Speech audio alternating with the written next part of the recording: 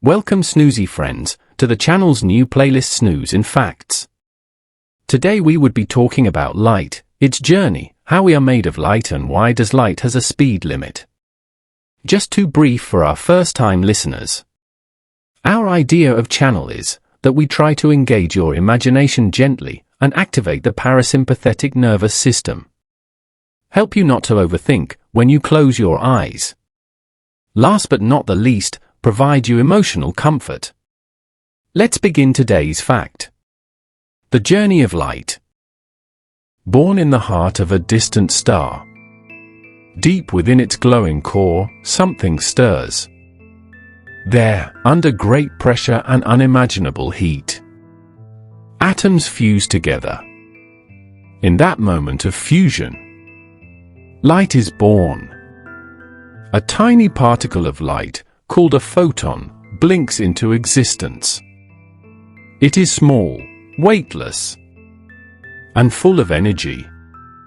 And though it does not know it yet, it is about to begin a very long journey. At first, the photon tries to leave the star. But its way is not easy. Inside a star, light does not move in a straight line. It is crowded.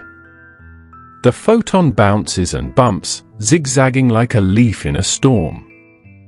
It may take thousands of years just to escape the star's surface. And yet, the photon is patient. It continues forward, one tiny bounce at a time, until one day it reaches the outer layers. And then, at last, it is free. Now through the vastness of space, the photon moves faster than anything in the universe. It travels at the speed of light, about 300,000 kilometers every second. It doesn't need wings. It doesn't need roads. Space offers no resistance. It simply goes. It glides across the darkness of space, passing planets and moons, drifting through nebulae, weaving between galaxies. Sometimes it travels for minutes, sometimes for centuries, sometimes for billions of years. But the photon does not grow tired. It carries its message, a flicker of the star it came from, onward and onward. Some photons pass near black holes and feel their pull. Some scatter in clouds of dust. Some are absorbed and re-emitted by space itself. But some are a precious few, keep flying until they reach you. A quiet thought. Why does light have a speed limit? In the vast quiet of space, light travels with incredible speed. Faster than anything we know, around 300,000 kilometers per second. That's fast enough to circle the Earth 7 times in a single second.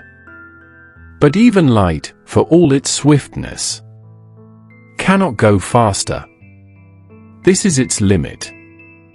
Not because something is holding it back, but because this is the deep nature of the universe itself. Let's gently explore why. In the early 1900s, a quiet man named Albert Einstein asked a beautiful question. What would it feel like to chase a beam of light? In his mind, he imagined himself racing beside it. And from that thought, he uncovered something wondrous. The speed of light is not just a fast speed. It's the fastest speed possible. It's a cosmic speed limit, woven into the fabric of space and time. Nothing with mass, not a rocket, not a thought, not even time itself, can travel faster. Why? Because as something tries to move faster and faster, it becomes heavier. Not in the sense of weight, but in its energy. To go faster, it needs more and more energy. And to reach the speed of light, It would need infinite energy. And infinity is not something nature can offer. So anything that has mass, anything made of matter, is gently held below that limit. But light is different. Light is pure energy. It has no rest mass. It's not slowed down by weight or held back by friction. So when a photon, a particle of light, is born, it immediately travels at the maximum possible speed. Not because it's trying to race, but because that's simply what it is. It doesn't accelerate. It doesn't push harder. It simply exists at the speed of light. That speed, 299,792,458 meters per second, isn't just fast. It's one of the most fundamental constants of nature. It shapes everything. How time stretches and bends. How space curves around stars and black holes. How information moves across the universe. In a way, the speed of light is the universe's way of keeping time and measuring space. But what does that mean for us?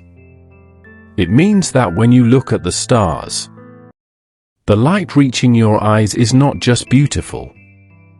It is also perfectly on time, according to the deepest rhythm of the universe.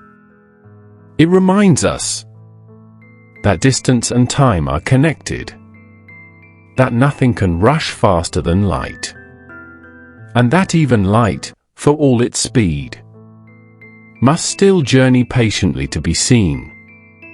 So the next time you see sunlight shining through your window, or starlight twinkling overhead, remember that light has traveled far, but never too fast.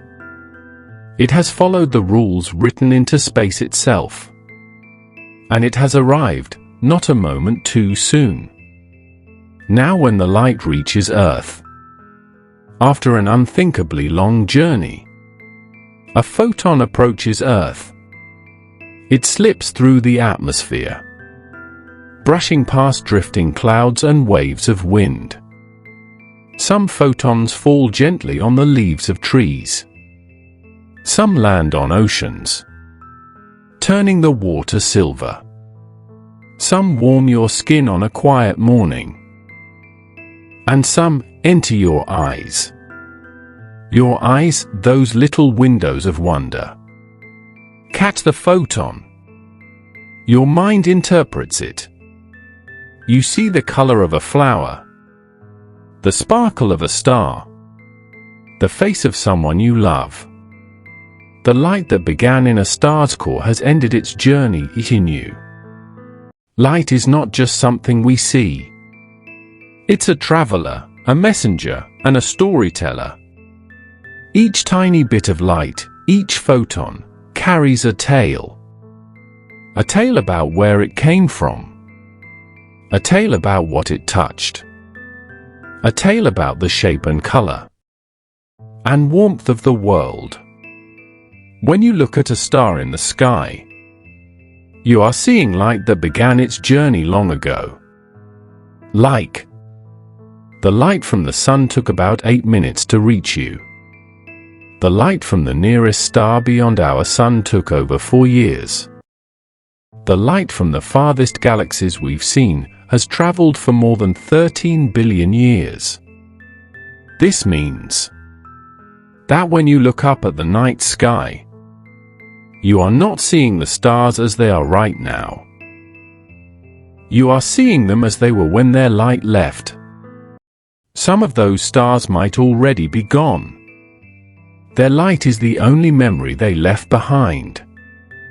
Light is how we see the past. It's how we explore space without leaving Earth. Telescopes are like time machines, catching ancient light and helping us piece together the history of the universe.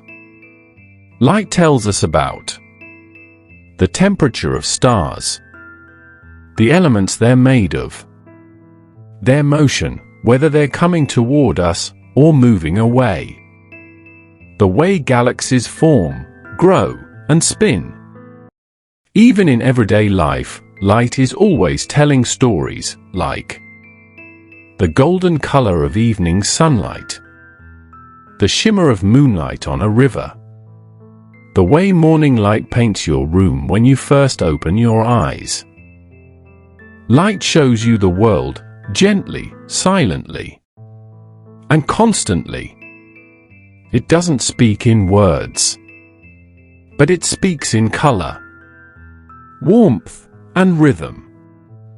It reminds us, even in silence, the universe is always speaking to us. It may sound poetic, but it is also true that you are made of light.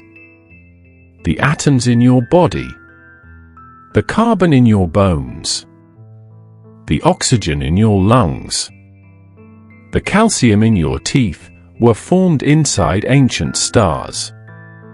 Those stars burned bright by turning matter into energy.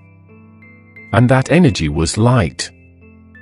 Billions of years ago, when those stars reached the end of their lives, they exploded, spreading their light, their heat, and their elements into space. That stardust drifted through galaxies. Some of it gathered into clouds. Some of those clouds formed new stars. And around one of those stars, a planet formed, Earth. That same stardust became trees, oceans, birds, and you. So in a very real way, you are made from the ashes of stars. You are shaped by the same light that shines in distant galaxies. The energy that powers your heartbeat was once the fire in a star. Every thought you have, every dream, every breath, all of it relies on tiny electric signals, moving through you at the speed of light. So light is not just something outside of you. It is within you. You are a part of the universe's long, luminous story, not separate from the stars, but born from them. Not just watching the light, but made of it. As you rest tonight, imagine a tiny spark of light born in the heart of a star, beginning a journey. It flies across the darkness, silent and sure. It finds its way through space, untouched by time. And eventually, it reaches you. You are not in the dark. You are surrounded by light, ancient, patient, beautiful. A part of something far greater than yourself. So close your eyes now. Let the light of the stars wrap around you, like a soft blanket woven from time and wonder. Sleep gently. The light is still traveling, and you are still part of its journey. Good night.